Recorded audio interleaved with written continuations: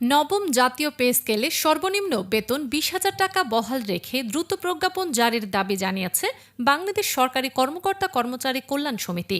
একই সঙ্গে বর্তমান বাজার দর ও জীবনযাত্রার ব্যয়ের সঙ্গে সামঞ্জস্য রেখে সর্বনিম্ন বেতন আরও বাড়ানোর দাবি জানিয়েছেন সংগঠনটির নেতারা।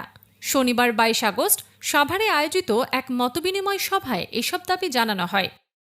সভায় সংগঠনের সভাপতি আব্দুল মালেক বলেন, সংবাদপত্রে প্রকাশিত তথ্য অনুযায়ী সচিব কমিটি নিম্ন গ্রেডের কর্মীদের বেতন ১০০% বাড়িয়ে ৮,২৫০ টাকা থেকে ১৬,৫০০ টাকা করার সুপারিশ করেছে।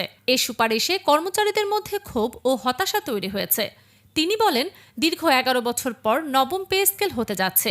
এর মধ্যে দ্রব্যমূল্য ব্যাপক বেড়েছে। ফলে নিম্ন গ্রেডের কর্মচারীরা বর্তমান বেতনে জীবনযাত্রার ব্যয় মেটাতে হিমশিম খাচ্ছেন। জাতীয় বেতন কমিশন ২০২৫-এর মতবিনিময় সভায় কর্মচারীদের পক্ষ থেকে দুটি পে স্কেলের সমন্বয়ে সর্বনিম্ন বেতন ৩৫,০০০ টাকা করার দাবি জানানো হলেও শেষ পর্যন্ত তা কমিয়ে ২০,০০০ টাকা সুপারিশ করা হয়েছে।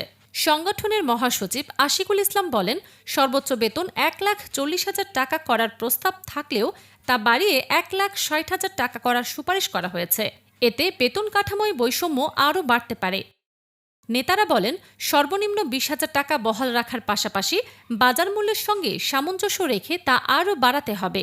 একই সঙ্গে প্রস্তাবিত ১৫% বিশেষ সুবিধা বহাল রেখে দ্রুত নবম পে স্কেলের প্রজ্ঞাপন জারি করতে হবে। এতে সরকারি কর্মকর্তা কর্মচারীরা ক্রমবর্ধমান বাজার মূল্যের চাপ থেকে কিছুটা স্বস্তি পাবেন বলে আশা প্রকাশ করেন তারা।